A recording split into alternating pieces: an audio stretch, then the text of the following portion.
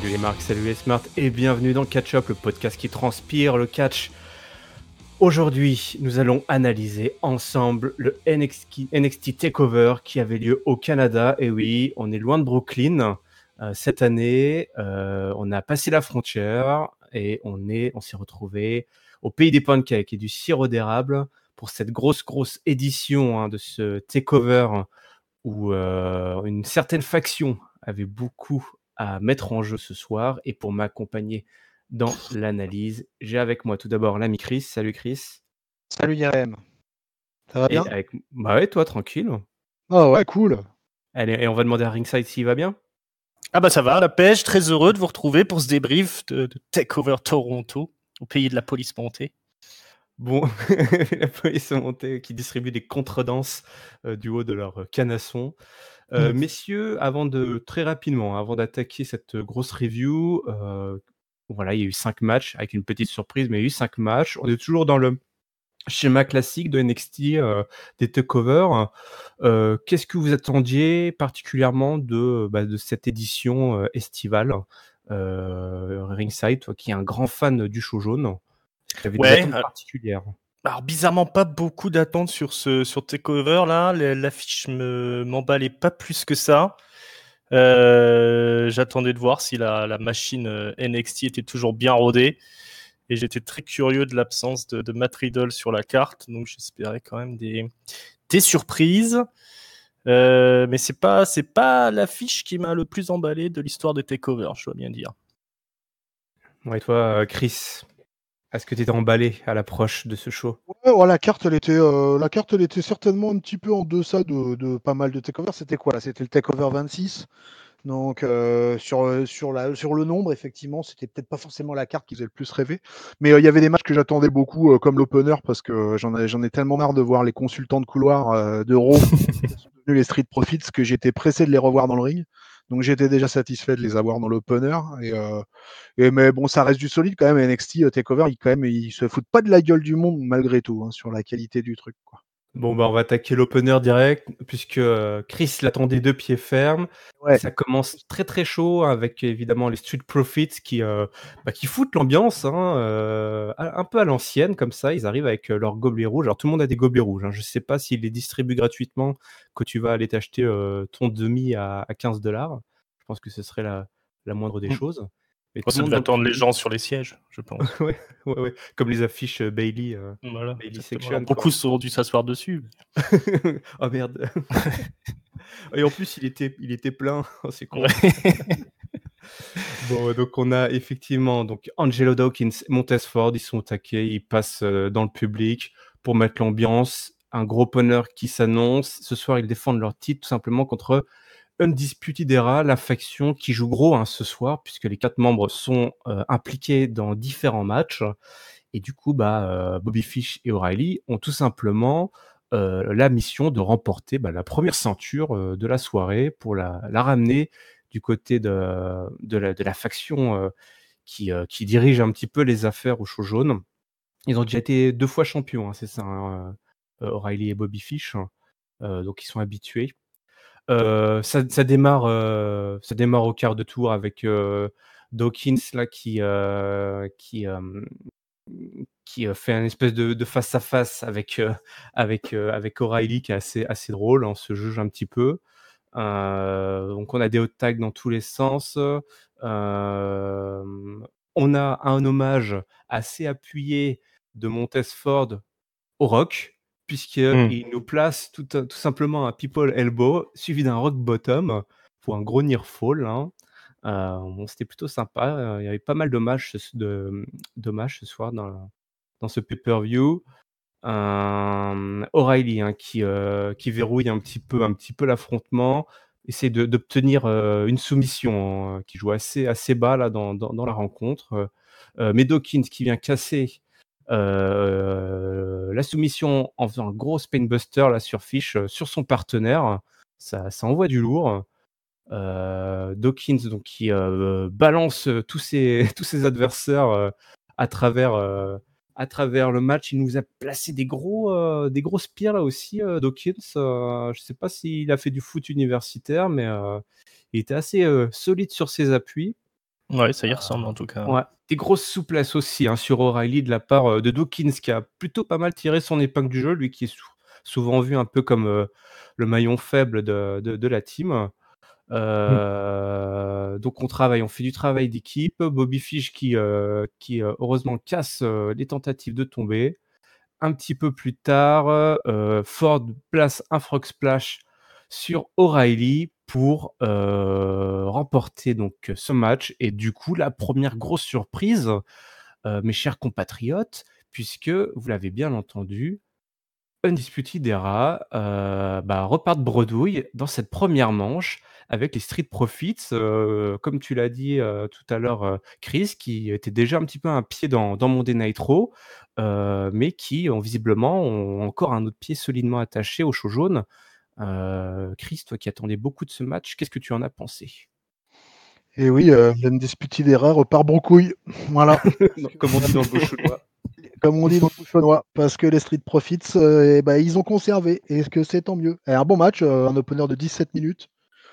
Ça a bien envoyé, quoi. Il y avait, comme tu l'as justement souligné, Amir Yerem, Dawkins a fait un de ses meilleurs matchs.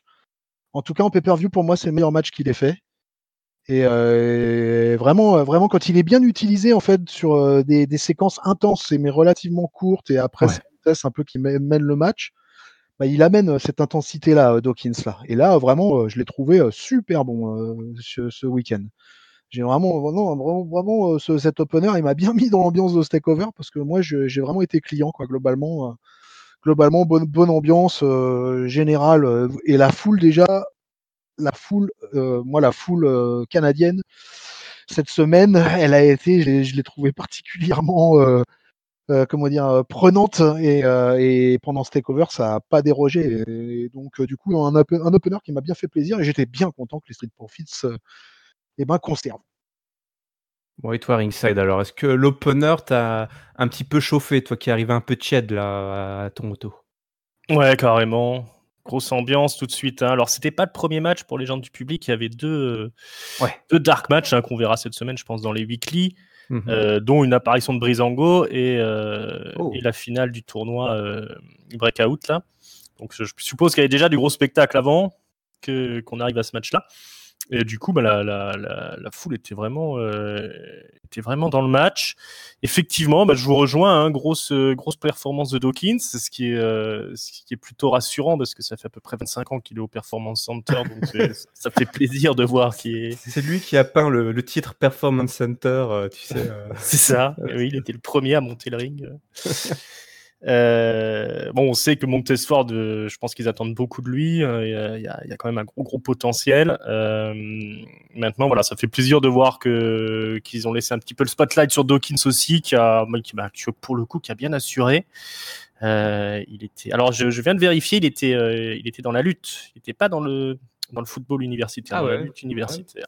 Bon, faut mettre ton adversaire au sol, quoi, dans tous les cas. C'est ça. Faut quand même des bons appuis. Montesford, il était chez les Marines. Ouais, effectivement, ouais. J'avais entendu ça. Engagez-vous, qui disait. Engagez-vous. Et puis derrière les tauliers, Aurélie, Bobby Fish, qui font le job aussi pour bien mettre en valeur leurs adversaires. On sait que normalement NXT va passer à la télé incessamment sous peu sur FS1 quand ça se passera sur la Fox, la WWE. Ah ouais, j'avais entendu parler de ces rumeurs, donc tu confirmes? Apparemment, ouais. En tout cas, c'est bien engagé. Ce qui veut dire, je pense qu'il va pas y avoir de montée vers le main roster pour l'Undisputed Era dans les médias, éventuellement pour les Street Profits, mais maintenant qu'ils restent champions, je pense pas non plus. Puisque je pense qu'ils vont essayer d'avoir le roster le plus important possible pour les premières émissions sur FS1. Mais du coup, encore une fois, la mécanique NXT qui fonctionne. Le match était spectaculaire, mais il faut au public, les Kyle O'Reilly, Bobby Fish, on les connaît, c'est des anciens de la Ring of Honor, donc ils savent, c'est vraiment des spécialistes du catch tag team. Et puis on voit que le Street Profits, ça fonctionne parfaitement. Donc voilà, plutôt une réussite ce match. Ouais, effectivement, je vous rejoins là. Moi, j'étais impressionné par la perf de Dawkins là. Et c'est vrai, ce que tu dis là pour l'histoire de la TV, ça explique peut-être un petit peu les résultats des matchs ce soir. Ouais, qui sont assez surprenants. Hein. Qui sont effectivement assez surprenants. Bah, là, je pense que beaucoup avaient prédit un petit peu le all-in là, pour la dispute Idera, mais bah, ça a mal commencé. Ça a mal commencé. On met de côté un petit peu cette faction et on avait écouté une première, puisque vous m'arrêtez si je me trompe, mais pour la première fois dans un takeover, il y avait 2 matchs féminins. Il me semble que c'est la première fois. Ouais, je crois bien Et aussi. si c'est pas la première fois, on va dire que c'est la deuxième. Voilà. Donc, voilà. Et toc. Si c'est pas la deuxième, et vous vous foutez là où je pense. Vous direz bien vous faire enculer. C'est ça. Ce sont tes mots, Ringside, évidemment. Pardon. C'est des mots que tu as mis dans ma bouche, c'est pas bien. C'est dégueulasse. Un match assez surprenant à plus d'un titre, puisqu'on a d'un côté Candice LeRae, qui, je ne suis pas sûr, avait déjà fait un match à TakeOver. Pourtant, voilà, elle avait tous les atours d'un top babyface pendant très longtemps. Elle est un petit peu restée sur le banc de touche. Et en face, une des plus grosses acquisitions de NXT ces derniers mois, Io Shirai, qui nous a fait tout simplement un heel turn les semaines précédentes, dû à la frustration de ne pas réussir à vaincre Shayna Baszler et de se retrouver un petit peu collé par Candice LeRae. C'est vrai qu'il a collé un petit peu, quoi. Donc Io Shirai dévoile tout simplement un nouveau visage, et du coup, de nouveau visage, nouveau gimmick, nouvelle entrée, tout en noir, un petit peu comme une espèce de fantôme un peu fou japonais. Là, on est vraiment un petit peu dans le folklore, un peu démoniaque nippon, ou une Io Shirai un peu démente, qui pète des sourires et juste avant de détruire son adversaire. Donc c'était assez pas mal. Je sais pas ce que vous en avez pensé, vous, de ce heel turn là et de ce nouveau repackaging de Io Shirai avant qu'on attaque le match très rapidement. Ringside, qu'est-ce que tu en penses, toi? C'était un bon coup de la part de NXT de faire tourner Io Shirai? Ouais, clairement, elle maîtrise son truc. Elle est, les japonaises, elles savent jouer avec le public. Moi, j'ai remarqué que ce soit Kairi Sen ou Asuka, et Io Shirai aussi. Elle est arrivée quand même avec une grosse réputation, et elle tient sa réputation, y compris dans la création de personnages et le jeu avec le public. Donc, alors c'était peut-être parfois un poil too much, mais pas plus que ça. Elle est, oui, on est dans la limite du croit à raisonnable. son pétage de câble, quoi. Et toi, Chris, client? Ouais, relativement client aussi, ouais. Et en plus, j'aime bien, elle est assez originale dans les tenues et tout. J'aimais bien la tenue qu'elle avait là, à TakeOver. Et ouais, Ringside le dit bien, et elle a vraiment cette capacité, depuis qu'elle est passée heel, à embarquer le truc, quoi, et à être à choper la hit qu'il faut, Donc jusqu'à présent, ça fonctionne bien, ouais. Bon, pour choper la hit rapidement, qu'est-ce qu'elle a fait? Elle a détruit Candice LeRae en la balançant sur la table des annonceurs. Avec une petite souplesse là, elle a un petit peu explosé, d'entrée de jeu, la Candice LeRae. Du coup, Candice va un petit peu fonctionner en boitant, puisqu'elle va se faire tout simplement démonter par le génie venu du ciel. Elle n'a pas existé, franchement. Candice LeRae, un peu à l'image de son mari, effectivement, il y avait un petit peu de Gargano dans cette Candice LeRae qu'on nous a vendue.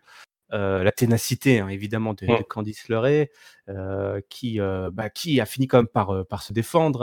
Elle a survécu à un 619 dans un premier temps, même si un peu plus tard, elle s'en prend un énorme dans la nuque. Alors ça, j'ai adoré cette prise-là de Io Shirai qui fait un 619 mais inversé, donc avec son opposant qui présente sa nuque, et là, c'était assez affolant. On a évidemment un double stomp là, depuis le turnbuckle pour un compte de 2.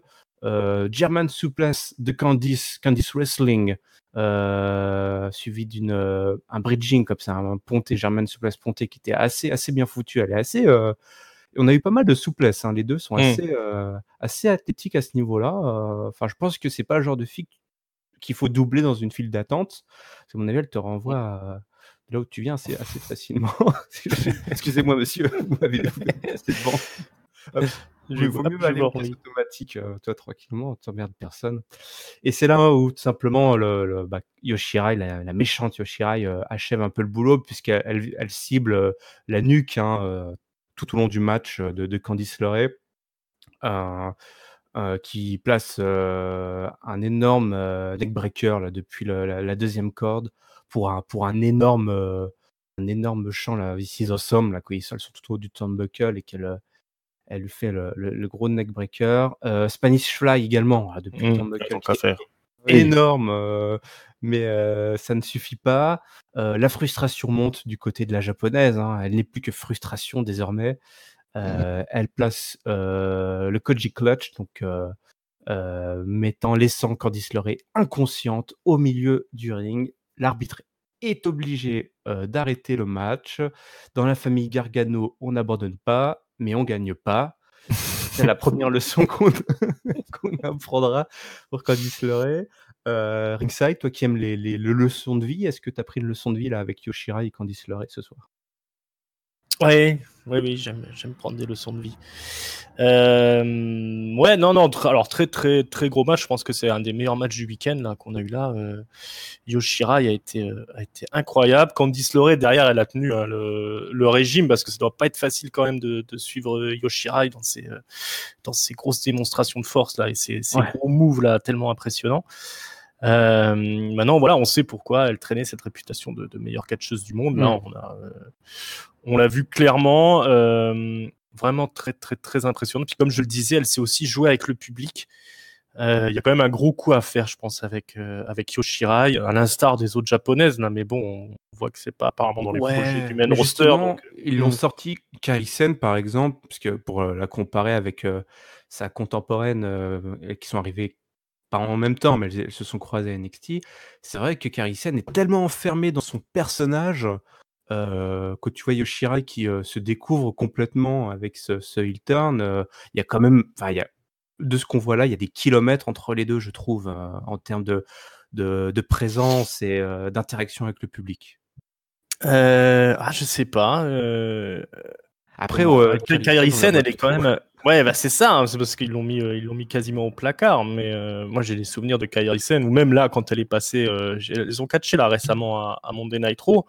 C'est elles qui ont fait le spectacle. On voit qu'elle sait saisir le public comme Yoshirai le sait le faire. On voit que c'est des pros, c'est des pros du catch et du pro du catch en public. Elles savent mettre l'ambiance. On croit à leur personnage. Elles font quand même des moves qui sont incroyables. C'est précis, c'est spectaculaire, c'est stiff. Non, il y a tout ce qu'il faut. Il faut vraiment qu'il joue un peu plus là-dessus. Elle avait déjà fait des bons matchs contre Shayna Baszler, sachant que Shayna Baszler, c'est vraiment du catch psychologique. On n'est pas sur du catch particulièrement spectaculaire ou technique. On est dans du shoot wrestling au mieux. C'est vraiment le personnage de Shayna Baszler qui fait que c'est toujours intéressant. Mais là, on la voit face à une catcheuse qui est complète. Hein, Candice LeRae, elle a tout. C'est le total package quelque part.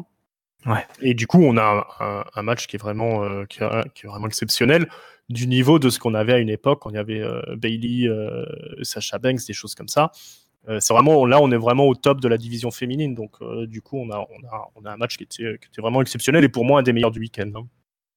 Moi et toi, Chris, est-ce qu'on n'a pas là tout simplement une fois que Shayna Baszler partira, si elle part, avec les révélations de programmes télé que nous a révélé C'est ça, surtout qu'elle a mis sa caravane sur le parking de NXT, alors pas sûr qu'elle parte tout de suite, quoi.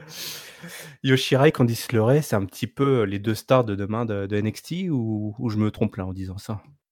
Oh, non, je pense que t'es pas loin de la vérité en tout cas. Mais le match était bon, ouais. Yoshirai, elle est clairement, elle a déjà eu le title shot face à Shayna Baszler, donc de toute façon, je peux pas croire qu'elle va parvenir au mastic pour un title shot, quoi.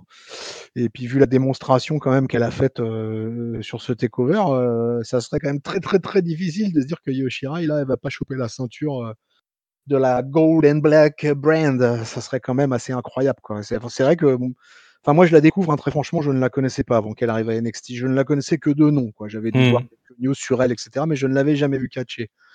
Et j'avoue que depuis qu'elle est à NXT, quand même, Yoshirai me fait une impression quand même phénoménale. Et je me demande même, alors je m'avance peut-être un peu, mais au NXT et main roster, je me demande si elle fait pas partie du top 5 des meilleures catcheuses, tout confondu, quoi. Oh, je pense, ouais.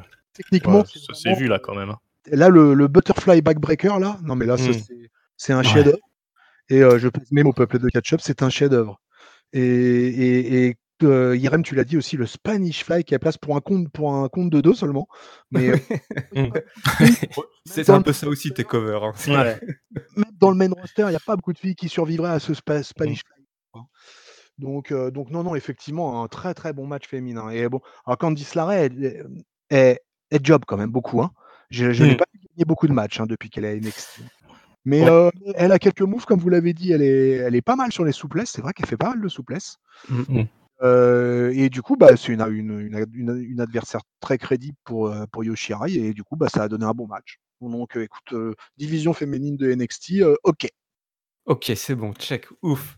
Bon, on va pouvoir passer à la division masculine avec, écoutez, effectivement, comme l'a dit Ringside tout à l'heure, il y avait un grand absent sur cette carte.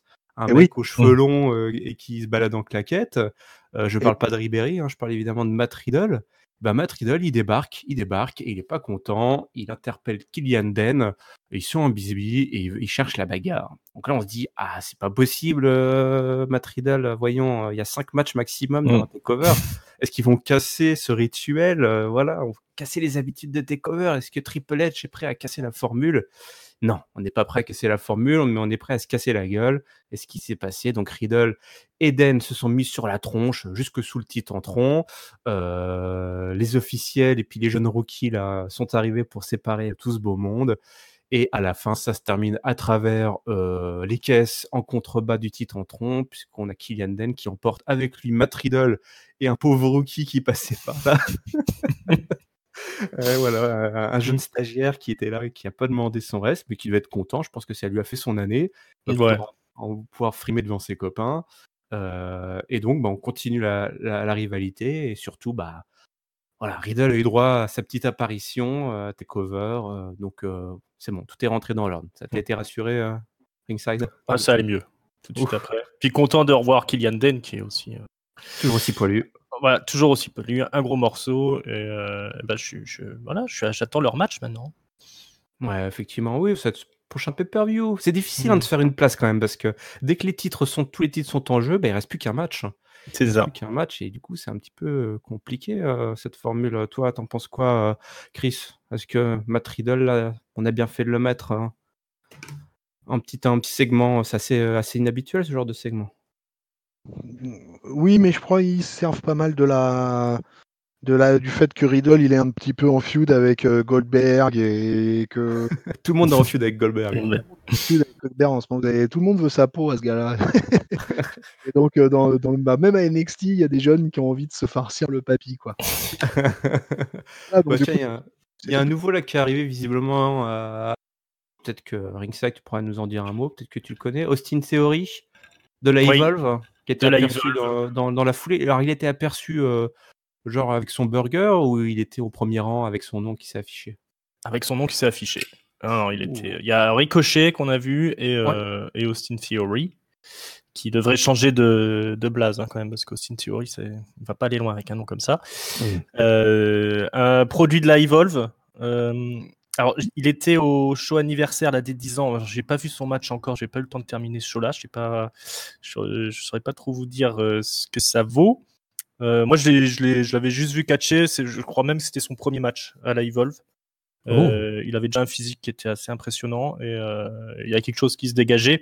Il était encore jeune. Il a une gueule un peu plus convaincante, une gueule de star un petit peu. Donc, je pense qu'il y a quelque chose à faire avec ce gars-là. Peut-être que toi, tu as vu le show des 10 ans, Chris. Tu as peut-être un souvenir de sa participation? Je l'ai pas vu en entier, le show des 10 ans. J'en ai vu que 2 ou 3. J'ai regardé 3 matchs, je crois, dans mes souvenirs. Mais on a le temps, on a encore 10 ans pour le mater, celui-là. C'est ça, exactement. Il m'avait pas marqué particulièrement Austin Theory, tu vois, j'ai pas du tout calculé quand il est apparu. Il n'y a pas eu Walter aussi? Si, il y a Walter aussi. Ah ouais, Walter était là. Oui, Walter était là. Walter, qu'est-ce qu'il est venu faire? Il est venu un petit peu surveiller Pete Dunne, Pete Dunne qui était là, Pete Dunne qui a pris son billet d'avion, son passeport pour venir aller tenter de décrocher le titre nord-américain détenu par Velveteen Dream. Dans l'équation, il y avait également évidemment Roderick Strong, puisque Undisputed Era était de tous les gros matchs ce soir, de tous les matchs à enjeu. Du coup, on avait une triple frite pour ce titre avec des sacrés personnages quand même. Pour Austin Theory, ça va pas être facile de se faire sa place. Quand tu vois tous ces mecs-là apparaître maintenant dans le public, tu dis c'est cool pour toi, mec, mais t'accrocher, c'est pas pour tout de suite, je pense. Du coup, évidemment, un énorme match, on va dire tenu par les tauliers, Strong et Dunn. Dunn qui est pourtant très très jeune, mais c'est déjà un taulier. Ce qui permet de briller Velveteen Dream qui est là pour faire le show. Il commence d'ailleurs en faisant le spectacle, en arrivant escorté de jeunes dance breakers là, de l'équipe des Raptors de Toronto, les champions en titre de la NBA évidemment, ce qui ravit le public, qui était heureux de voir un petit hommage aux champions de la NBA. Donc ça, c'était plutôt pas mal. Il y avait aussi la musique du Monty, Jack Rougeau, catcheur des années 90, 80, pour son entrée. Avant que ça parte en breakdance. Il a tout mis, quoi. Il y en avait pour tout le monde. C'est ça. Ouais, il caresse le public dans le sens du pancake, on va dire. C'est ça. Ils ouvrent sur le theme song du Monty, quoi. T'as kiffé? Ça fait plaisir. D'accord. Ok. Et ça le laisse sans voix. Oui, je me suis dit, il va peut-être nous faire une analyse poussée de 15 minutes sur le thème song du Monty, tu sais. C'est comme écrit parfois. Un hommage au Monty. Mais on va continuer, on va enchaîner avec le match avec rapidement, c'est Roderick Strong qui se fait rapidement éjecter un petit peu qui est un petit peu mis de côté, en tout cas Dunn et Dream qui en bon gentil, même si c'est un gentil mais qui aime bien casser des gueules, qui crée une petite équipe de circonstances. On verra un peu plus tard que Velveteen et Roderick Strong le feront aussi, mais ça durera beaucoup moins longtemps.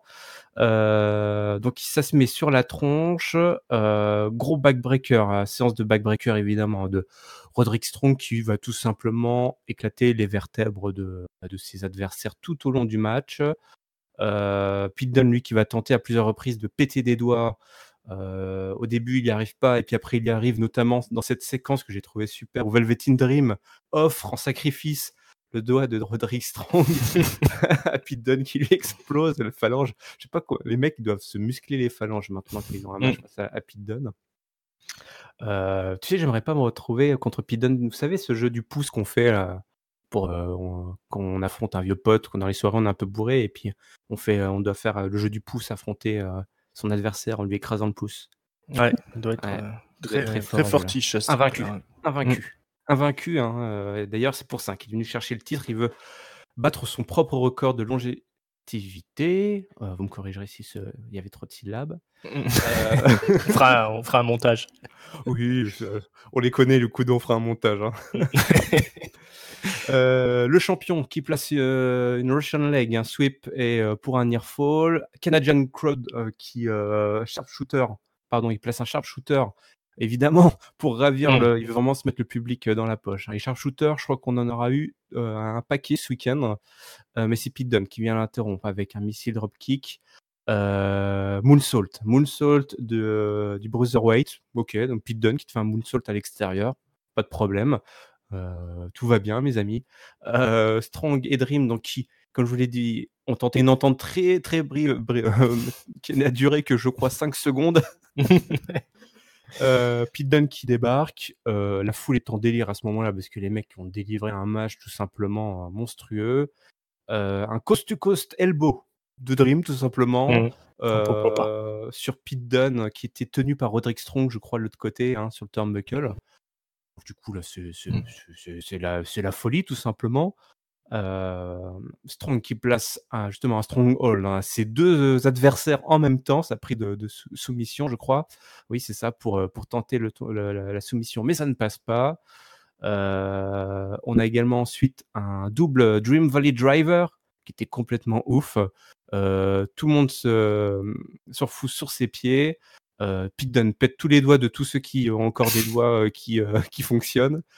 On a ensuite le DVD de Velveteen Dream sur Pete Dunne, mais c'est Strong qui débarque pour placer le End of Heart Age, mais ça ne passe pas complètement. Dream, le Velveteen Dream, arrive de nulle part, il place son Diving Elbow pour la victoire, il retient, donc il conserve son titre, et c'est donc la deuxième grosse surprise de la soirée. Roderick Strong aussi retourne au Bushunwa complètement brocouille, comme l'aurait dit Chris. Chris, qu'est-ce que tu as pensé là de cette triple frite? Est-ce que toi aussi tu étais comme le public debout devant ton écran? Ah ouais, au taquet total. Quel match. Vous avez le time de ce match-là? Mais quel match? 3h28. Je savais bien que je trouvais ça. pour ce pay-per-view. 17 minutes 45 secondes. 17 minutes, ah ouais, non, mais 17 minutes de feu, quoi. Ça a paru 30 minutes quand même. Alors moi, encore une fois, j'attendais un peu la victoire de Velvet Dream, tu vois. Moi, j'ai pas été vraiment surpris. Je pensais bien qu'il allait conserver le Dream, quoi. Et il l'a fait, mais alors, mais quel combat, mais un truc de fou, alors, avec encore le public complètement à fond. Et moi, c'est marrant, je m'interroge pas mal souvent sur Strong, parce que Strong, je le trouve énorme. Il est souvent très excellent dans les pay-per-view de TakeOver.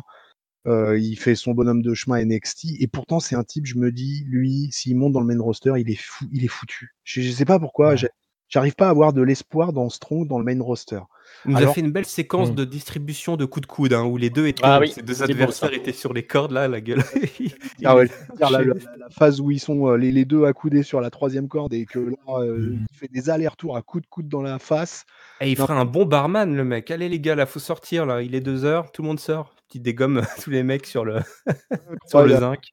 Incroyable. Enfin, c'était un match incroyable. Franchement, du move dans tous les sens. Faire un play-by-play d'un match, c'est très, très compliqué, parce que là, il se passe tellement de trucs que vraiment, c'est vraiment difficile à décrire. C'est vraiment un match. J'ai autant galéré que ça. Merci, Chris. Le peuple de catch-up, si vous n'avez pas vu ce match, si vous devez voir un match déjà dans ce takeover, c'est bien ce triple threat, parce que c'est un match de fou. Match de foufou. Ringside foufou. Ouais. Foufou. Ouais, oui, non, super impressionnant ce truc-là. Cette chose. C'est l'opposition de style aussi qui est intéressante entre le Velveteen Dream, qui est un pur produit NXT, Pete Dunne là qui est un peu le top du catch anglais, et puis Roderick Strong qui vient de l'école Ring of Honor. On a les trois écoles là qui s'affrontent, et puis voilà, ça n'arrête pas pendant tout le match. Alors on est sur le Spotfest un petit peu, mais le bon Spotfest, quoi. Donc c'est pas bien grave. Le finish est plutôt réussi. Il y a des moves incroyables. C'est au millimètre. C'est un peu on est dans le catch moderne là. Ça va à son allure, c'est stiff. Il y a des prises de risque.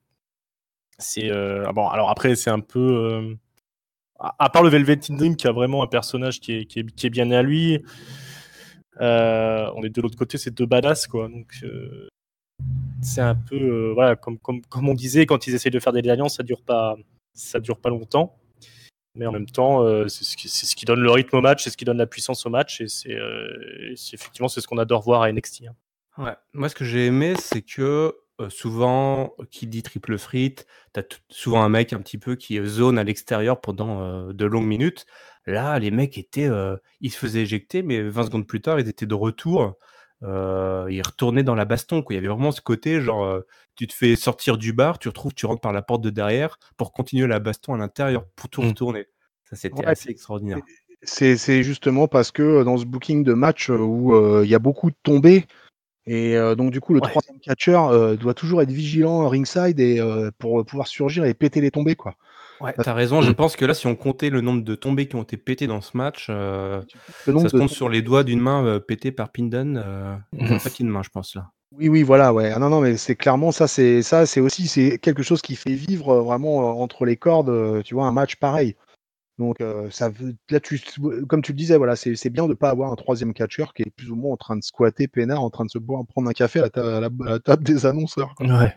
Donc, le mec, il est obligé d'être vigilant et puis il doit surgir parce qu'il peut y avoir un tombé à n'importe quel moment, parce qu'il y a des gros coups, parce qu'il y a les backbreakers de Strong aussi, c'est quand même quelque chose. Pete Dunne, il fait aussi quand même pas mal de souplesse. Il aime bien péter des doigts, certes, c'est son dada, mais sur les souplesses, etc., il fait des choses. Il a un gabarit un peu bizarre, Pete Dunne, je le trouve bizarre, on va dire morphologiquement parlant. Et il est assez atypique, je trouve, physiquement, quoi. Mais il a ce côté sadique là qu'on aime tous. Et puis le Dream, moi le Dream, je sais pas ce qu'ils en feront dans le futur. Hein. Je sais pas ce qu'il fera dans le main roster. Je sais pas ce qu'il deviendra ce garçon. Mais en tout cas, il s'est créé un personnage, mais alors qui n'appartient qu'à lui et qui est totalement incroyable. Et je suis bien content de le voir conserver et garder le titre là pour profiter encore de ça pendant un temps. Mais je pense qu'il va rester à NXT encore un moment, le Velveteen. Bah, visiblement, d'après Ringside, ils vont tous rester. C'est fini les montées. On a fermé les portes, barricadé. Triple H, il a tout verrouillé. Vous restez là maintenant. Personne ne sort. Il y en a un qui est annoncé dans le main roster, comme on le dira peut-être, je sais pas à la fin, mais. De toute façon, le roster est tellement stack là que effectivement. Après une montée dans le main roster, ça veut plus dire grand chose. Hein. Non. Une petite pensée pour EC3. Ouais, Lilian Ben, par exemple. Ouais, on a plutôt tendance à les faire revenir, de toute façon, hein, en ce moment. Donc, ouais, quand on voit que les Breeze and Go vivent un revival là, donc on se dit que tout est possible à la WWE. C'est plus une montée dans les vestiaires du main roster. Oui, c'est ça. Dans les douches. Bon, une qui va pas aller dans les douches du main roster, c'est Shayna Baszler, puisqu'elle est encore là, toujours avec le titre, qui va faire tomber la badass, hein, la bagarreuse Shayna Baszler. Eh ben, c'est peut-être Mia Yim qui nous a offert un beau packaging. Elle a une belle histoire d'ailleurs. Hein. Shayna Baszler lui reconnaît, hein, une belle histoire. Elle a vécu dans la rue. C'est une femme battue. Voilà, elle a dû se reconstruire complètement et du coup, elle a même droit à une super entrée avec pareil une horde de jeunes dance breakers, je crois aussi. Hein, c'est ça. Hein, elle avait aussi avec en mode hip-hop là, donc c'est plutôt pas mal, hein, c'est plutôt badass aussi. Elle a un personnage qui est plutôt assez bien construit déjà. Et le match commence et bon, vous allez me dire ce que vous en avez pensé, mais là, on a un petit coup de mou, hein. On a eu un petit coup de mou, j'ai trouvé là dans ce takeover. On a eu, écoutez, après, qu'est-ce que c'est un coup de mou à takeover? Ça se discute aussi. On a quand même eu un match assez correct avec une championne qui se fait blesser parce qu'elle était rapidement attaquée par Mia Yim qui, alors, je crois, elle la balance, elle lui pète le bras dans les escaliers de fer à un moment. Le bras gauche, je crois, à l'extérieur du ring également. Il y a un cannonball dans le coin du ring. Donc voilà, Baszler est rapidement blessé, mais bon, Baszler blessé, c'est quoi? C'est une fille qui se reboite l'épaule de toute façon en cours de match. Ça lui fait pas peur s'il faut. Mais bon, elle est blessée. Du coup, il y a une ouverture pour Mia Yim qui va pouvoir continuer à un petit peu aller chercher Baszler et un peu en mode filou, hein, parce qu'elle lui tire les cheveux, elle lui met les doigts dans les yeux. C'est pas très joli. Ouais. Top suicida, ça commence un petit peu à s'emballer. Dans son esprit, elle se dit: enfin, je vais pouvoir aller détrôner Shayna Baszler. Mais la championne un petit peu reprend le dessus. Elle tente une superplex, mais elle n'y arrive pas. Elle est blessée, hein, Shayna Baszler, c'est compliqué. Mia Yim reprend l'avantage. On se retrouve au sol avec une prise, je sais plus comment ça s'appelle, le code red ou le code blue, je ne sais plus, depuis la dernière corde. Baszler reprend le contrôle. Mia Yim, cette fois-ci, vise le bras. Elle essaye un petit peu de lui faire une soumission. On tente les armbar, ça ne passe pas. Shayna Baszler ensuite place Mia Yim dans un triangle et Mia Yim n'a pas d'autre choix que d'abandonner. Ce n'est donc pas la gangsta venue de la rue, Mia Yim, qui va détrôner Shayna Baszler. Je ne sais pas d'ailleurs qui va réussir. Chris, qu'est-ce que tu as pensé de ce match? Est-ce que c'était pas finalement le match le moins enlevé de la soirée là? Jusqu'à présent, ouais. En plus, avant-dernier match, et ouais, j'ai pas trouvé ça très très bon. Ils font Ils font garder le titre à Shayna Baszler, qui commence à accumuler les jours de règne à NXT. C'est assez impressionnant quand même. Ouais, 2845 jours. Ça, c'est pas mal quand même. C'est pas mal, ouais, c'est clair. Non, énorme, Shayna. Le temps passe vite. Son deuxième règne, parce qu'il a été interrompu par Kairi Sane, donc je te parle pas de... C'est pas cumulé. Hein. Oui, c'est pas cumulé, ouais, c'est pas cumulé.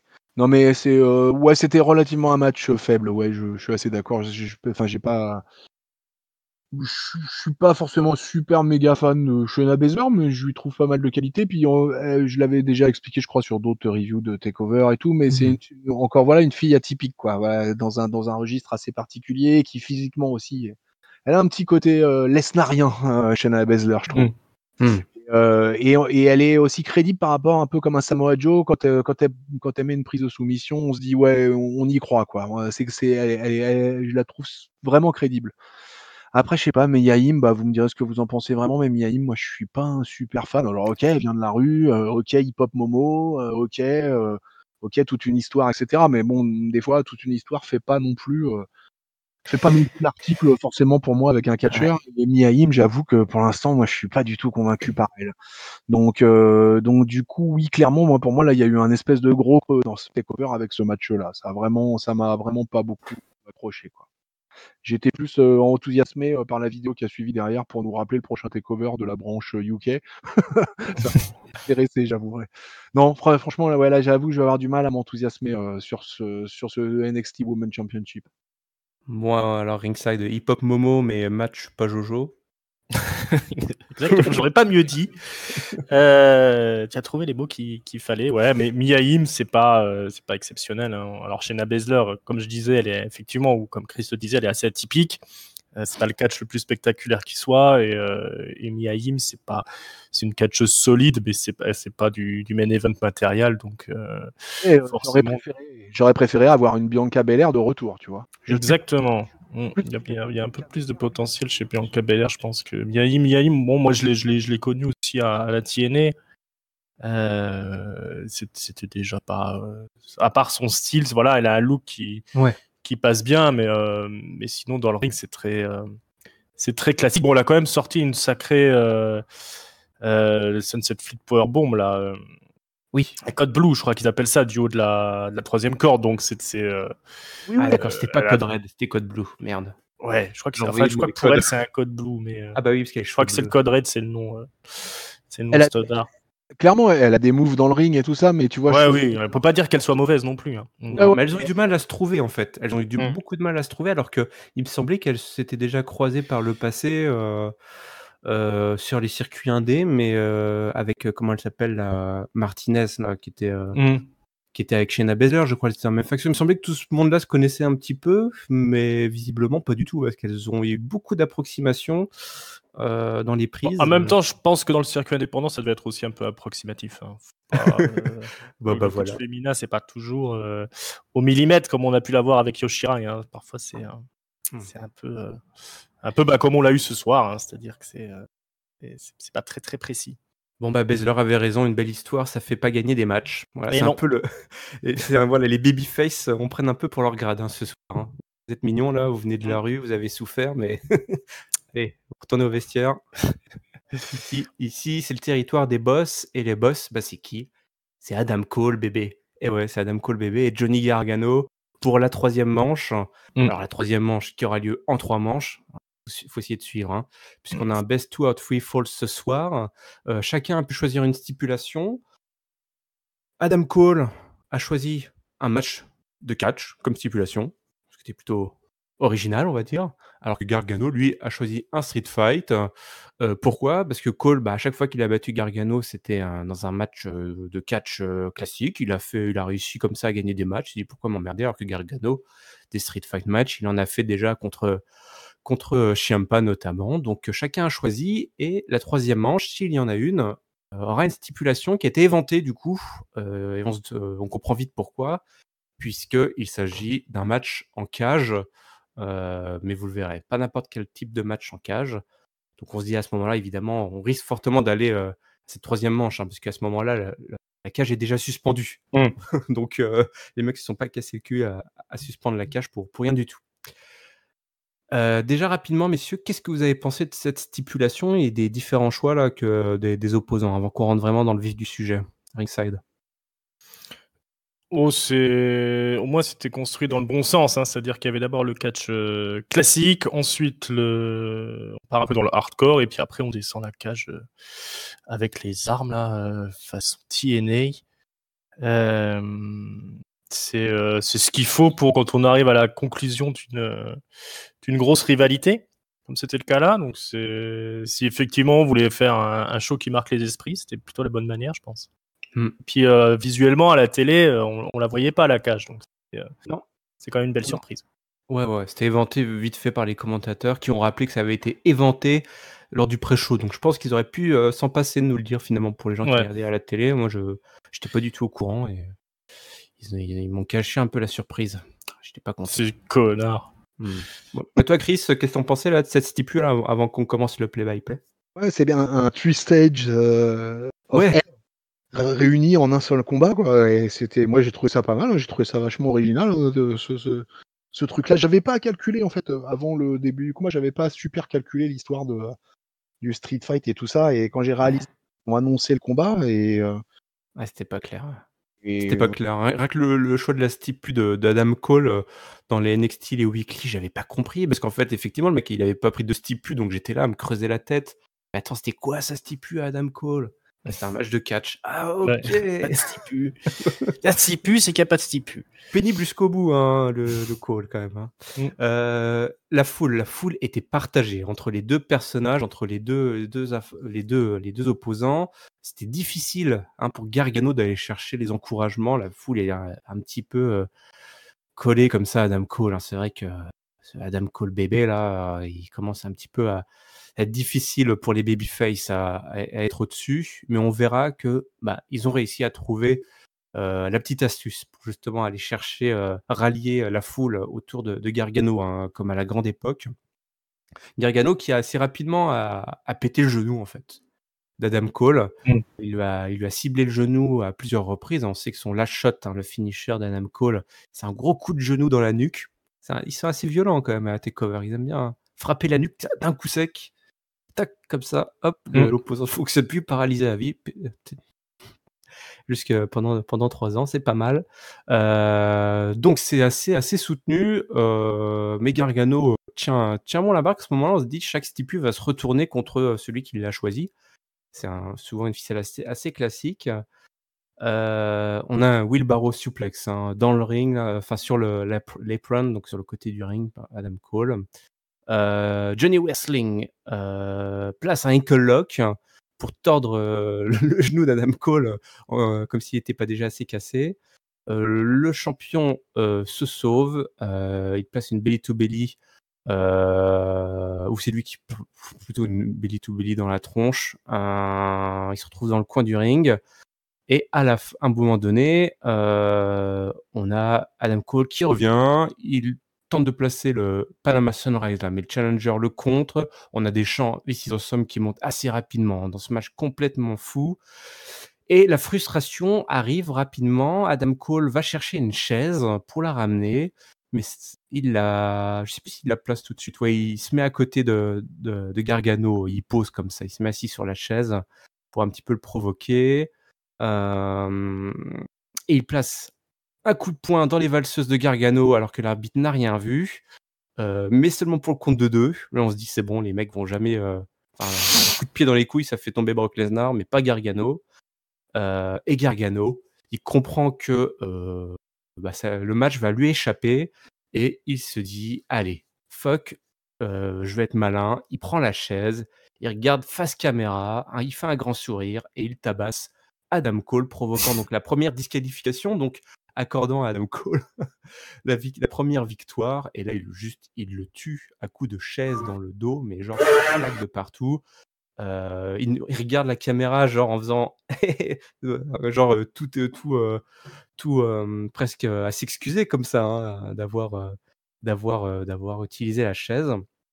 Adam Cole n'a pas très bien compris ce qui lui passait, ce qui lui est arrivé. La deuxième manche a duré un petit peu moins longtemps. On a eu Top Suicida là sur Adam Cole. Ensuite, Gargano. Ah oui, alors on s'est retrouvé dans la foule. C'était excellent ça aussi. On s'est retrouvé à la foule, c'est tapé dans tous les sens. Il y a des mecs, je comprends pas, ils sont dans le public, les stars sont à côté d'eux en train de se taper, ils sont là avec leur téléphone à regarder les mecs se mettre sur la tronche. Alors que t'as juste envie de dire, mais mec, décolle ton œil de ton téléphone. Grosse pire à travers les barricades quand ils sont revenus là sur le ring. D'ailleurs, ils ont dû se faire très très mal parce que la barrière d'insécurité a eu du mal à se péter. On balance tout, des tables, on balance des chaises.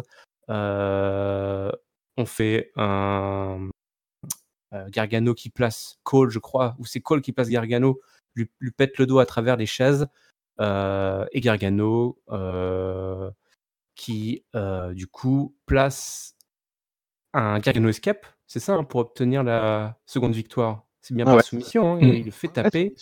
Il le fait taper. Messieurs, avant qu'on arrive dans une autre partie du match, qu'est-ce que vous avez pensé de ces 2 premières manches? Comment ils ont géré ça, ringside?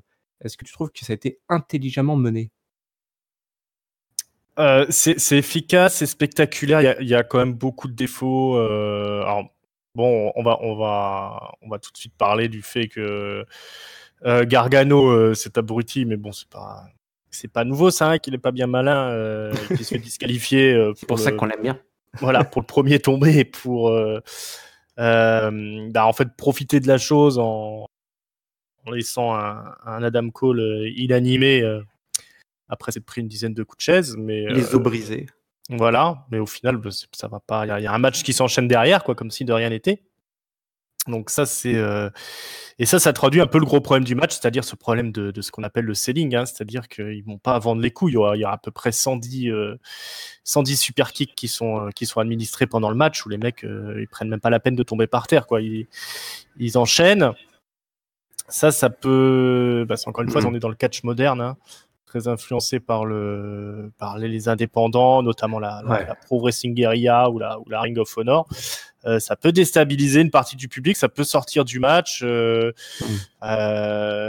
Après, derrière, on a quand même le public qui reste en haleine. Les moves sont spectaculaires, ça va vite. Voilà, c'est comment dire, une recette qui est un peu difficile à avoir, hein, ce genre de catch-là. C'est-à-dire qu'il faut pas s'arrêter, il faut toujours y aller. Faut qu'il y ait des near fall, faut qu'il y ait des gros moves, faut que ça claque. C'est des matchs qui laissent des traces. Voilà, je comprends qu'on puisse pas être client, mais bon, pour ce qu'on attend d'NXT, généralement, c'est ce qu'on aime bien voir, ces matchs-là. Mais ils ont peut-être été un peu loin dans le no-selling, comme on dit. Ouais, justement, toi, Chris, ça t'a gêné là, cette absence un peu de selling là, durant ces 2 premières manches qui ont duré assez longtemps, du coup, enfin surtout la première. Moi, j'ai trouvé qu'il n'y avait pas tellement de surprise à ça parce que la feud Gargano Cole, elle nous emmène que sur un terrain comme ça, hein, depuis le début. Ouais, c'est pas faux. Ils vendent 30% des moves, quoi. un petit 30%, 25-30. 25 à croire que c'est 2 fiottes, hein, qui ont aucune force quand ils portent un coup, quoi.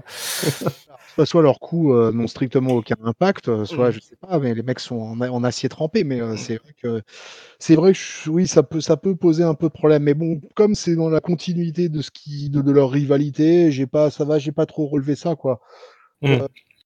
Après, sur l'histoire de Gargano sur la disqualification, pour moi, il le fait exprès, quoi. Il le fait il le fait exprès, parce qu'il le regarde la caméra, il nous regarde, il s'excuse presque, genre, bah ouais, les gars, je suis bien obligé, à moitié désolé, quoi, toi. Oui, c'est un peu ça, ouais. Et puis après, du coup, ça permet d'envoyer sur ce Street Fight qui, du coup, quand même, nous donne un moment super sympa, quoi. Tout le passage à travers le public, etc. Ouais. Tout ce passage-là dans cette deuxième partie de match, elle est bien cool, quoi. Ils sont quand même bien au taquet de la haine. Le nombre de super kicks qui se mettent dans la tronche. Ouais. Non, mais c'est super kick festival, ouais. C'était assez incroyable. Donc, du coup, et puis finalement, ça se termine avec une soumission. Après cette avalanche de moves et de super kick et d'atemi et de tout ce que tu veux, ça se termine tranquillement, old school, par une soumission de Gargano. Donc j'en connais quelques-uns qui ont dû un peu s'étrangler, quoi, parce que je pense à un papy sur le Discord là qui est un haineux rageux avec force de Gargano. Je pense qu'il a pas dû aimer la fin de cette deuxième partie de combat. Ouais, probablement. Et écoutez, moi, je vous rejoins, et c'est vrai, en fait, ouais, je suis comme vous. Enfin, moi, ça m'avait énormément gêné. Bah, c'était lors de leur second match, hein, avec la prise de titre d'Adam Cole. Même si on avait déjà eu ça dès le premier match, où effectivement, tu avais du no-selling, ils allaient trop loin. Ça allait trop loin. Tous les tombés étaient pétés. Il y avait aucun finisher qui passait. Moi, ça m'avait sorti du match, et c'était quasiment, c'était ma déception du takeover. Là, pour cette troisième manche, cette troisième affrontement, j'étais un peu comme toi, Chris. Je me suis dit, allez, en fait, c'est ça, c'est leur histoire. C'est comme ça. C'est juste leur rivalité. Elle est basée là-dessus, sur des mecs qui vont jusqu'au bout, qui scellent rien. Et on est on est dans une boîte. On est dans une boîte où on a Gargano et Cole. Et les mecs, bah, c'est en mode Street Fighter.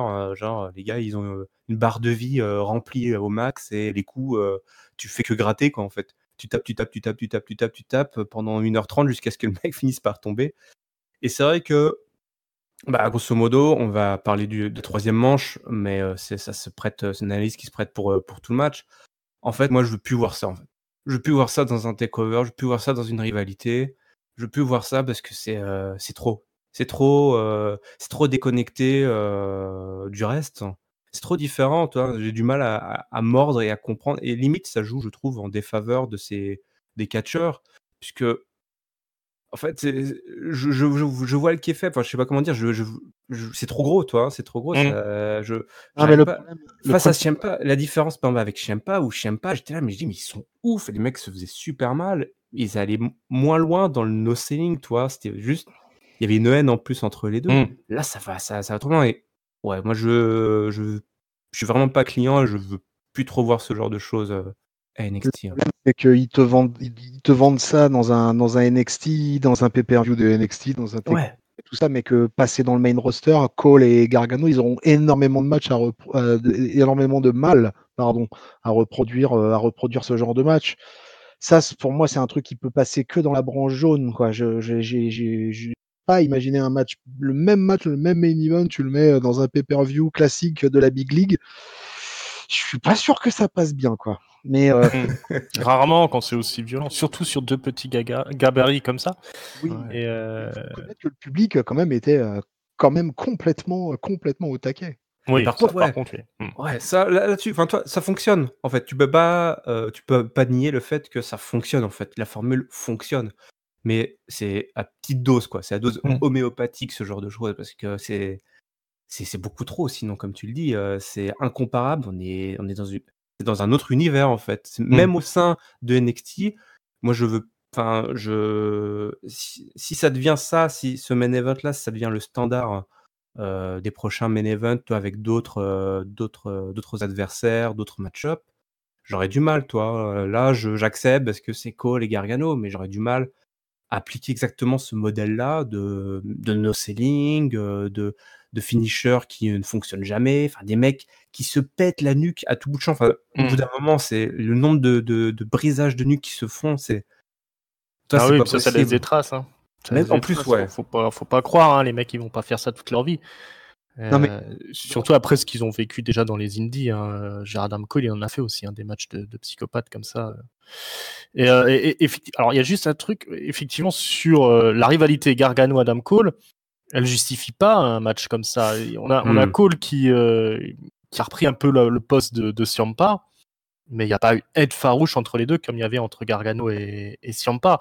C'est effectivement pour que ça en termine à ce qu'il s'attaque à coups de barbelé et qu'il jette du haut du truc. Ouais. Si vous voulez bien, on va parler rapidement de cette troisième manche, comme ça on va pouvoir un petit peu effectivement discuter de cette rivalité. C'est vrai que les mecs se détestaient pas mal, parce qu'effectivement on a sorti les barbelés. Pourquoi ? Parce qu'on a sorti difficilement, on a baissé difficilement la cage en fer. Il y avait tous les arbitres qui étaient là, les mecs de la technique, parce que visiblement les mecs avaient mal calibré la cage. Ils ont dû envoyer un package vidéo le temps de régler le problème. Ouais. Et même Moreau à la zéro là qui s'est presque un peu excusé du package vidéo un peu longuet. Voilà, petite dédicace à Giscal qui n'est pas du tout fan de notre commentateur préféré, Mamma Mia. Ah oui, mamma mia. Il y avait des gros chants Mamma Mia, même je crois Gargano à un moment il chantait Mamma Mia. Voilà. On est dans un écosystème, on est à NXT, voilà, on est dans une bulle entre nous.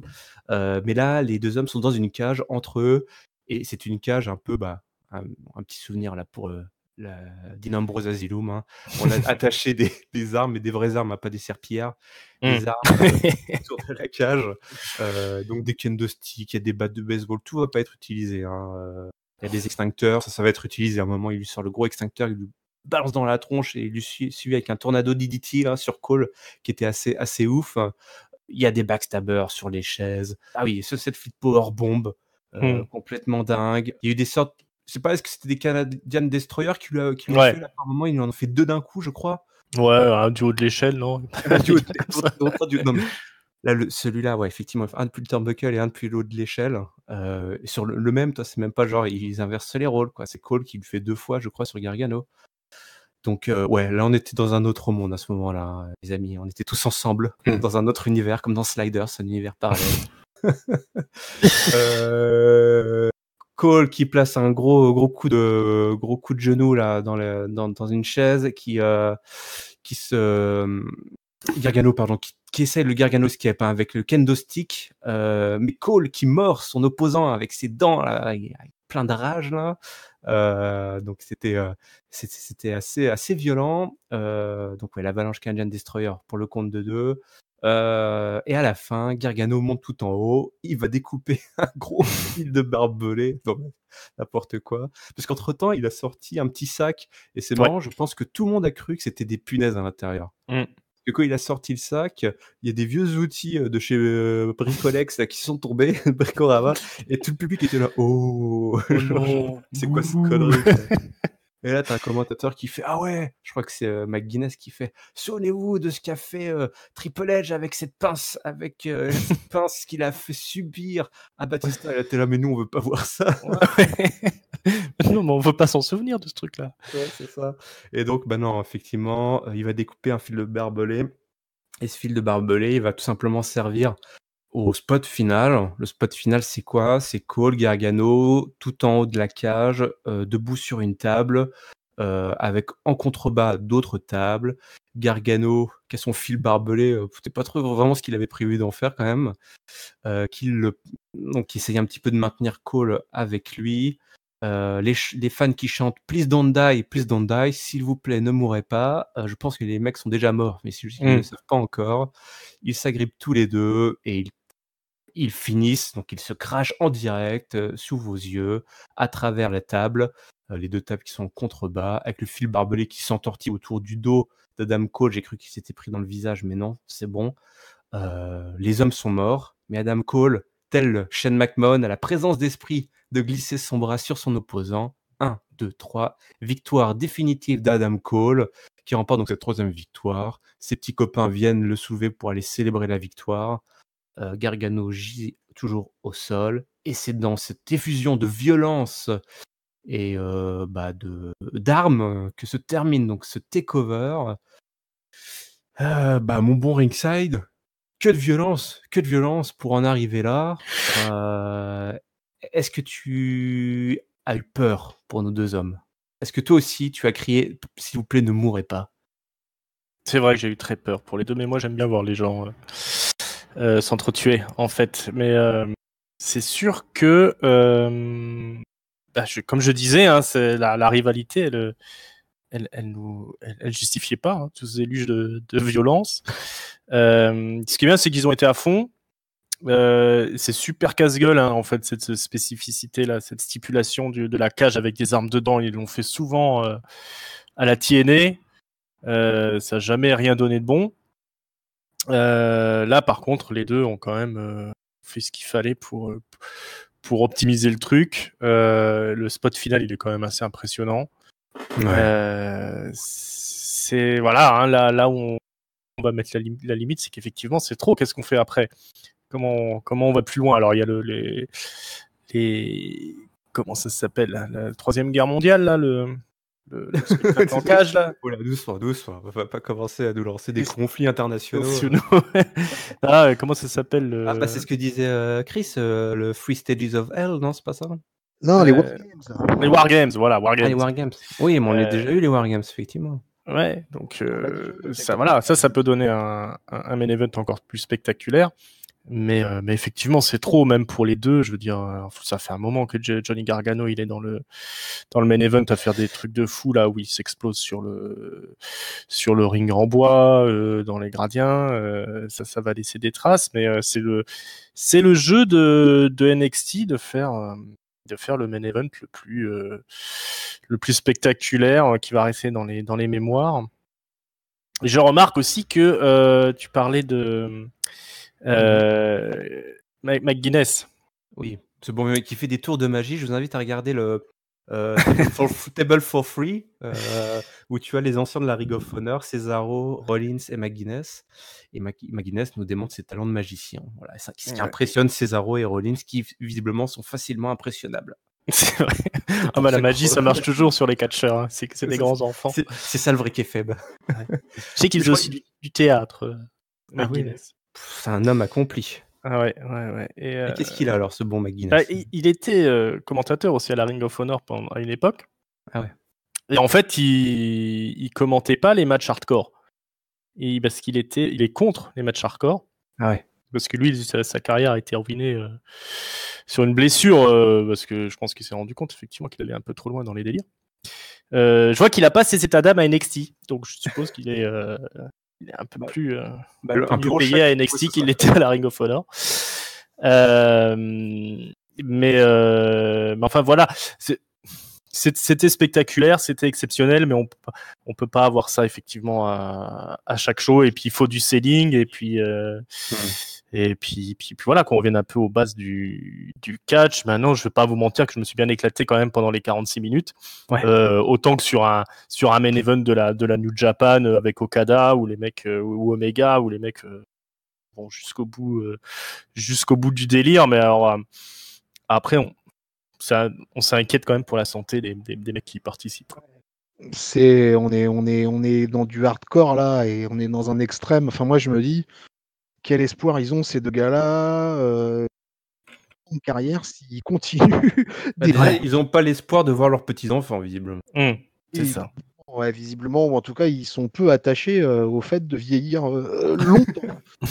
Et le spot final est totalement incroyable. C'était à partir du moment où la cage a été baissée. Alors tu l'as bien dit, hein, mais moi ça m'a bien fait rigoler le moment de la descente de la cage, quoi, parce que vraiment général là. Et à 2 arbitres, après ils étaient 4, après ils étaient 6, après il y avait des techniciens. Imagine Triple H, oh les cons. J'avais dit 2 mm à droite. Il y avait un des arbitres, là, celui qui est assez mastoc, là, je sais plus son nom là, et qui s'est trouvé avec un bout de la cage, en fait, avec un angle de la cage, mais qui s'était désolidarisé. Je sais pas si vous avez fait gaffe à ça. Et lui, il était en galère, il était en galère à essayer de resolidariser la soudeuse, tu sais. Amenez-moi des chaînes, j'ai besoin de plus de chaînes. Ça commence mal leur affaire là. Ça a été une espèce d'ultra violence. Ça a été je pensais pas qu'ils allaient monter autant dans les tours. Hein. Et le spot final est totalement à l'image de tout ce qui s'est passé durant la cage, quoi. Donc effectivement, quand même chapeau les mecs, 50 minutes quasiment de catch dans des conditions pareilles, c'est quand même.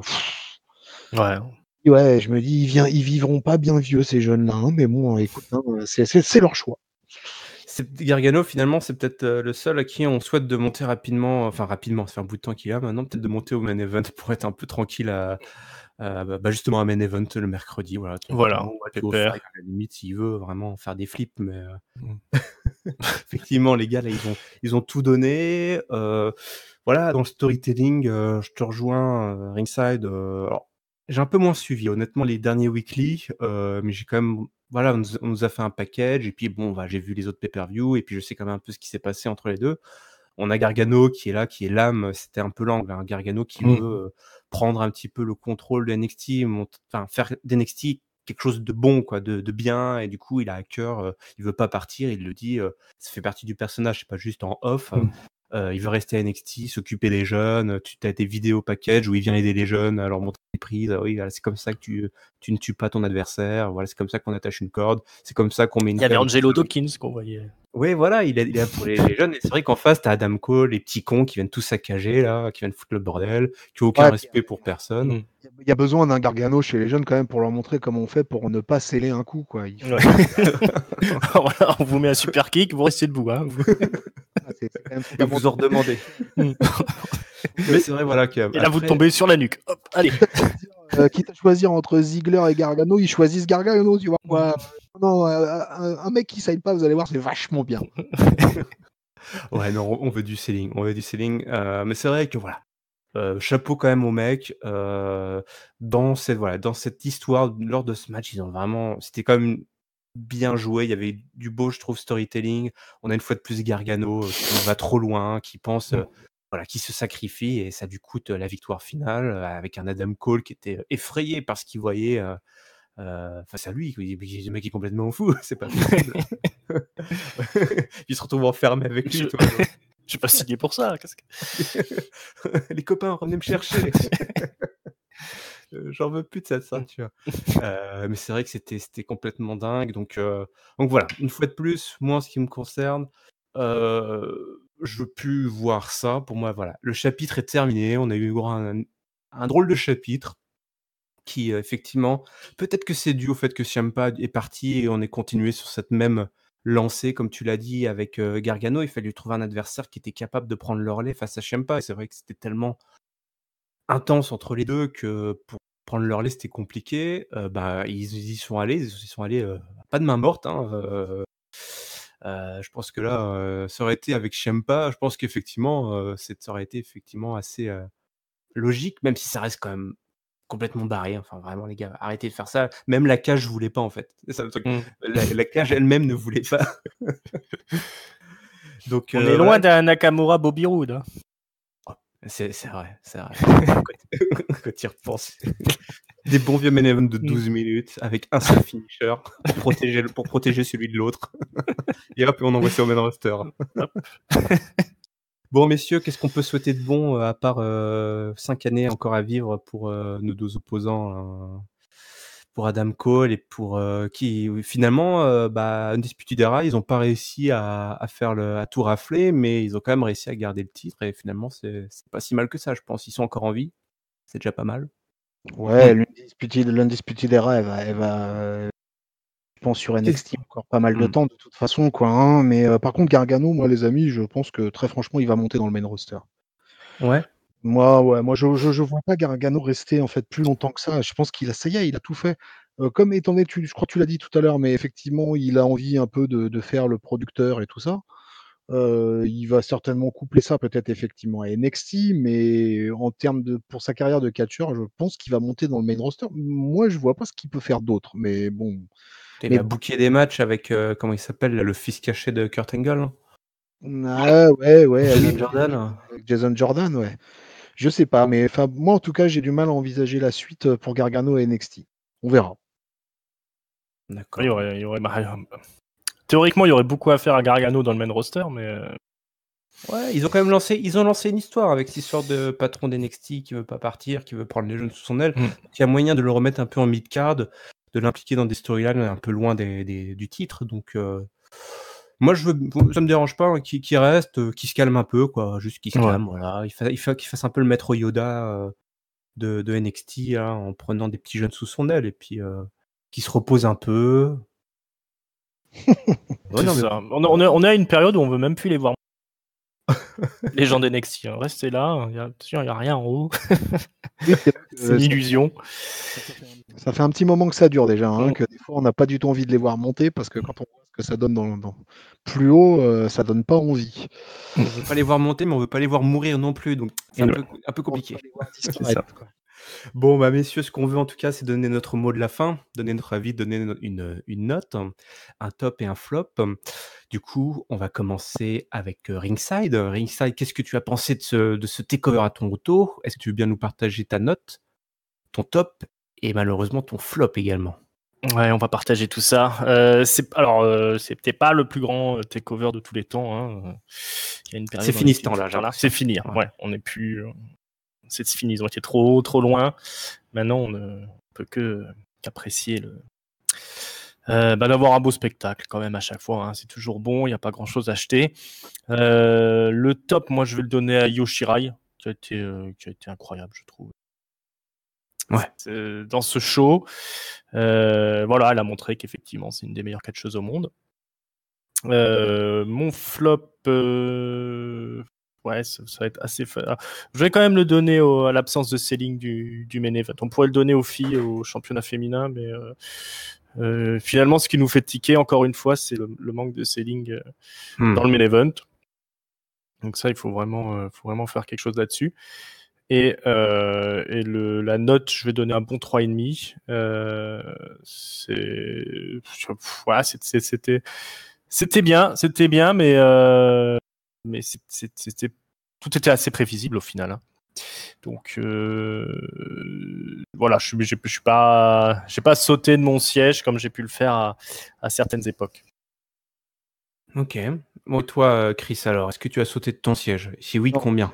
c'est à peu près la même pour moi, hein. De toute façon, clairement, j'ai vu des takeovers qui m'ont beaucoup plus emballé, qui étaient plus chauds, etc. Mais ça reste un pay-per-view de qualité. Et le fait qu'ils aient ce format-là avec 5 combats, voilà, ils ont toujours gardé ça. Donc du coup, on a nos petits repères à force, tu vois, dans les takeovers. Donc c'est plutôt sympa ça. Après, il y a eu sur ce pay-per-view, il y a 4 matchs sur 5 quand même largement potables. Et petite surprise finalement, c'est qu'il n'y a aucun changement de titre. Tout le monde conserve. Voilà, Ouais. pas de surprise particulière où tout le monde conserve.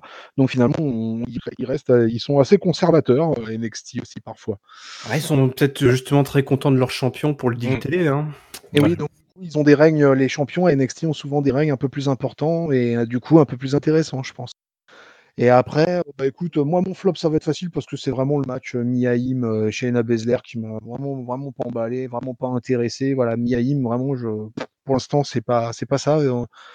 Mais donc du coup c'était vraiment le moment faible, d'autant plus qu'il a été placé en avant-dernier sur la carte. Et ça, franchement, je m'en serais bien passé. Voilà, mon top, je vais quand même le donner au main event. J'avais envie de le donner au Velveteen Dream, mais je vais le donner au main event parce que pour la performance quand même de 50 minutes, Ouais.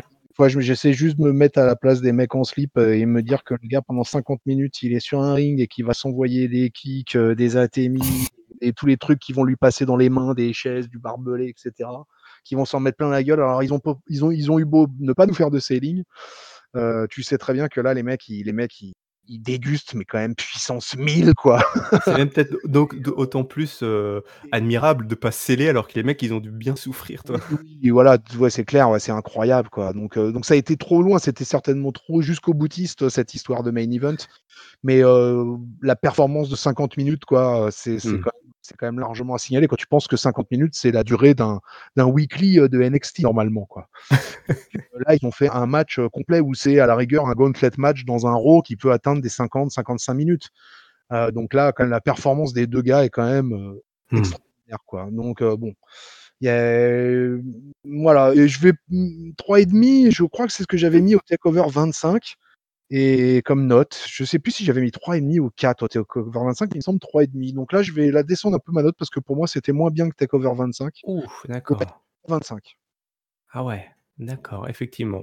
Ouais, ça reste. Ouais, effectivement. Alors déjà, moi, je suis très content que tu aies donné ton top au main event parce qu'effectivement, on a pas mal de choses à redire. Il était un petit peu étrange et moi-même, comme j'ai dit, hein, je pu voir ce genre de choses, mais c'était quand même assez fabuleux. Donc, je suis content que tu aies donné ton top. Moi, je lui donnerai pas mon top justement. Je vais le donner à la triple frite là, le match très intense là pour le titre nord-américain où les 3 ont brillé et j'adorais. C'est une très belle formule où les mecs se sont mis à fond à 100% et j'étais vraiment j'étais scotché devant ce match, hein, avec en plus Velveteen qui conserve donc un bon choix derrière. Mon flop, ben voilà, c'est comme toi. Mia Yim là, j'étais très déçu. Je sais pas pourquoi, je m'étais un peu monté la tête en me disant: «Ouais, ça va bien matcher entre les 2». Je sais pas, je me suis dit: C'est comme une fille qui a roulé sa bosse et tout, enfin on va avoir un match très solide». En fait, c'était trop de l'approximation, quoi, et ça m'a bon, j'étais un peu déçu, le public aussi, hein. Franchement, le public était vraiment plus dedans là, donc c'était juste avant le main event, c'est vrai que c'était un petit peu un petit coup dur. Par contre, pour ma note, moi, je vais être un petit peu plus haut. Je vais mettre un 3,75. Voilà, c'était un très bon takeover avec une révélation, effectivement, en la présence de Yoshirai. Vraiment, là, c'est un bon top là, choisi par Ringside. Vraiment, elle s'est totalement révélée. Tout le monde a vraiment délivré. Mais c'est vrai que la formule était un peu extrême. Et que c'est peut-être un peu trop des fois. On n'en demande pas Ouais. autant. Toi, tu nous demandes de regarder WrestleMania, que ça dure 8 heures. Alors si en plus on doit se taper des mecs qui tentent de se tuer pendant 1 heure. Bon, ok, hein, c'est du catch, mais quand même. Revenons aux fondamentaux un peu. Ouais. Mais ils sont allés jusqu'au bout. Au moins, on peut leur tirer le chapeau. Ils sont pas défilés. Les mecs sont allés jusqu'au bout. Et finalement, ça annonce aussi pas mal de changements pour le prochain takeover. On va avoir plein de nouveaux match-up, visiblement, parce qu'on a tiré la page sur pas mal de rivalités. Du coup, ça peut être annonciateur comme ça d'un peu d'un vent de fraîcheur qui va arriver. Puis on va peut-être repartir sur des choses un peu plus classiques, mais toujours aussi intenses, parce que c'est aussi ça, la marque NXT, c'est des bons personnages, de l'intensité entre les cordes, et on obtient la formule gagnante. Bon bah messieurs, c'est l'heure de l'autopromo, comme on dit. N'oubliez pas un catch-up, podcast qui résume analyse les shows de la WWE. Aujourd'hui, on a analysé Takeover Toronto, à suivre très rapidement, très vite, SummerSlam. Vous pouvez nous retrouver évidemment sur iTunes, Spotify, PodCloud, également YouTube. N'hésitez pas à commenter, à nous dire ce que vous avez aimé, votre top, ou ce que vous n'avez pas aimé, votre flop et votre note. Qu'avez-vous pensé là de ce main event complètement fou? Est-ce qu'ils sont allés trop loin? Est-ce que vous êtes client? Est-ce que vous voulez voir plus de choses de ce style? Est-ce que la prochaine fois on devrait mettre des tronçonneuses entre les cordes et puis juste voir ce qui se passe? Je sais pas, peut-être que c'est ça la prochaine évolution du catch. Même ça, ils le vendront pas.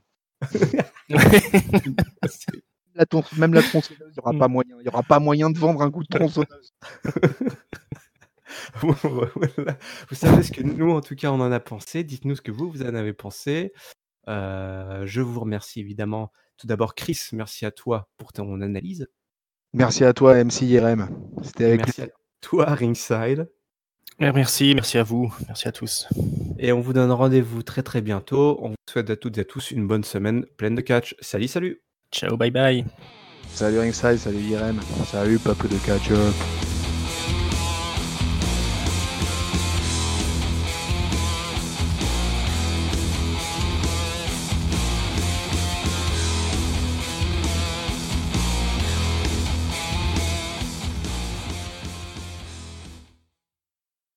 Oh, j'ai une illumination. En fait, c'est comme les Monty Python, Cole Argano, quoi. Tu sais, quand il y a le chevalier qui se fait découper. Ah oui, le Nini, le chevalier Nini. Voilà, on lui coupe un bras, mais il continue, il scelle rien. Il continue à provoquer. Il continue, il scelle rien. Il dit c'est parce que j'ai pas de bras et pas de jambes que tu veux pas m'affronter, c'est ça? Tu me considères pas, je suis pas d'être humain, allez viens te battre. Viens te battre si t'es un homme. Puis il essaye de le mordre.